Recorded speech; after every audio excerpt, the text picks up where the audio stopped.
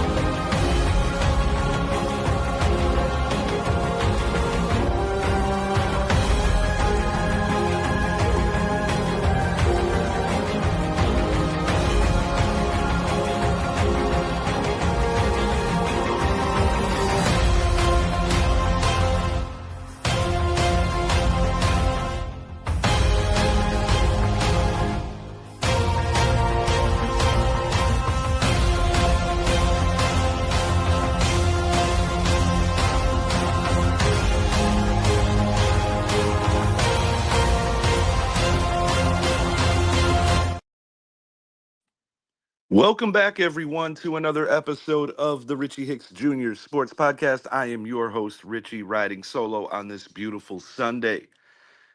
How about my New York Yankees? Franchise record-setting 9 home runs yesterday. Just a fun day for anyone who was fortunate enough to be at the ballpark as they gave an unceremonious welcome back to former pitcher Nestor Cortez, the Hialeah Kid. First 3 pitches of the game, all scaling the wall. That is an incredible feat. And the first time that it has happened since 1988, where pitch counts were actually recorded. It was cool to see Oswald Peraza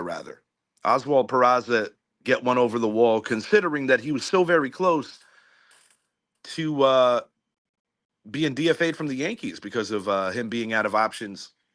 I think he's a kid that still has a potential high ceiling, so I'm glad that he is still with the club. But I mean, just a fun day for those at the ballpark as the Yankees won 20-9, putting up a football score, essentially. Aaron Judge going yard 3 times, almost the 4th time. He almost hit a 4th consecutive home run as he was really looking into historic territory.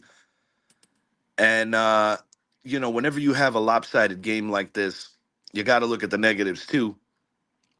Yankees fielding just needs to be much better. A lot of self-inflicted wounds that in a close game could come back to bite. 5 errors is unacceptable in any baseball game, no matter what's going on. And, the Yankees need to sharpen up on the defensive side. Max Fried, little shaky in his first appearance as a New York Yankee, similarly to how Devin Williams was. But I do believe that when you get guys that are stars in other places, there is an extreme amount of pressure when you come to a place like the Bronx, when you put on the pinstripes. So, I think patience is key when it comes to evaluating some of the newer talents in the Yankee uniform. But looking for the series sweep today against their former American League East rivals who now reside in the National League, the Milwaukee Brewers. Brewers were a playoff club last year, so a team that, in my opinion, runs the bases very well and in low-scoring games could really apply pressure on opposing pitching staffs. But, that did not come into play yesterday because, like I said, the Yankees essentially just ran them out of the building before people were even taking their seats.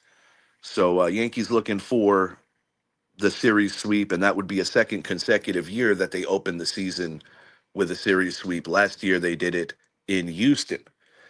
And speaking of those Astros, they win their series 2-1 to open it up over the New York Mets. And I gotta say, the crazy caveat to this series has got to be that the New York Mets coming in, most people, myself included, felt that the pitching staff was what you had to worry about, but the bats would be there. Now, granted, it's only 3 games in, but the pitching has been quite good for the New York Mets, whereas they're behind the 8 ball, so to speak, with the bats. Back to the Yankees for a minute. this is kind of interesting. One of their staffers, guy that gets paid in the analytical department, made a huge alteration to the Yankee bats, and it is legal. They are putting basically more wood in the area where most of the baseballs make contact with the bat. And looks like in the early going, it's paying some extreme dividends. But the bats are legal, and the Yankees definitely making an interesting play in the analytical department. But I gotta say, it's interesting. It's interesting to see the analytical value playing into the sports, even on the way that you build your baseball bat, because MLB has regulations, but the Yankees seem to be complying with that. Boston Red Sox, Rafael Devers making history in the wrong way. The most strikeouts in MLB history through 3 games. Red Sox are another club that I felt offensively very gifted.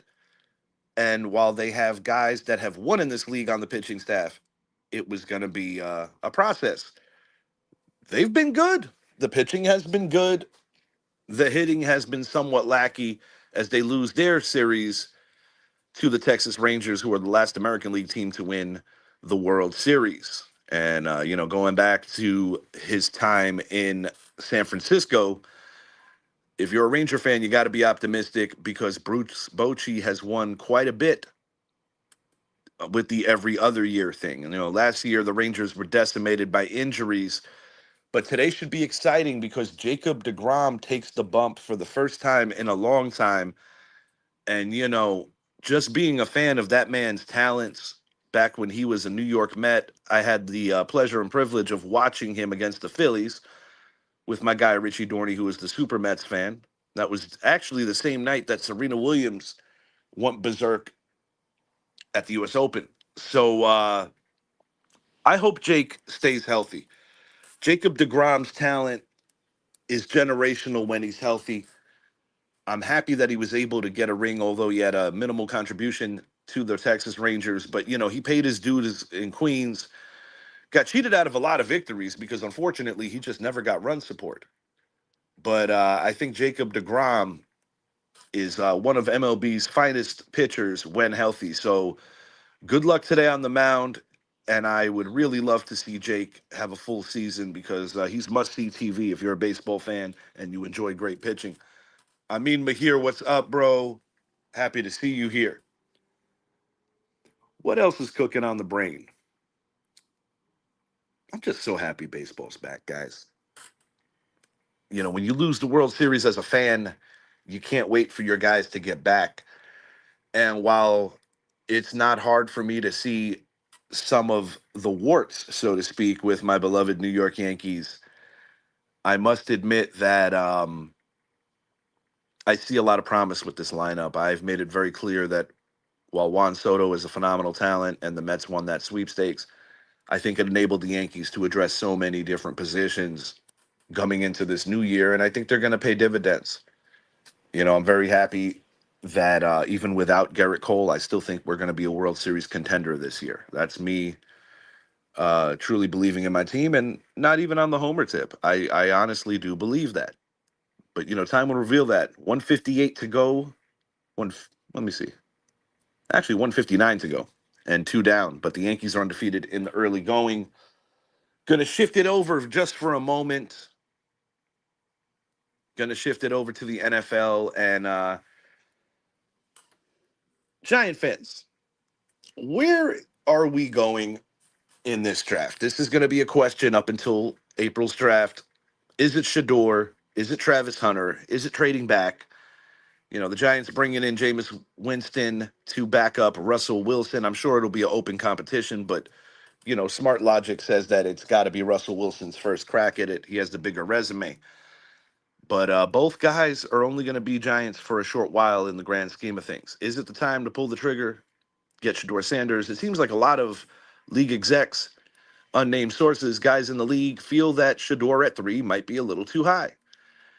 Can the Giants orchestrate some kind of package that would involve next year's picks as well, where they can maybe reunite Travis Hunter and Shador Sanders? just some food for thought.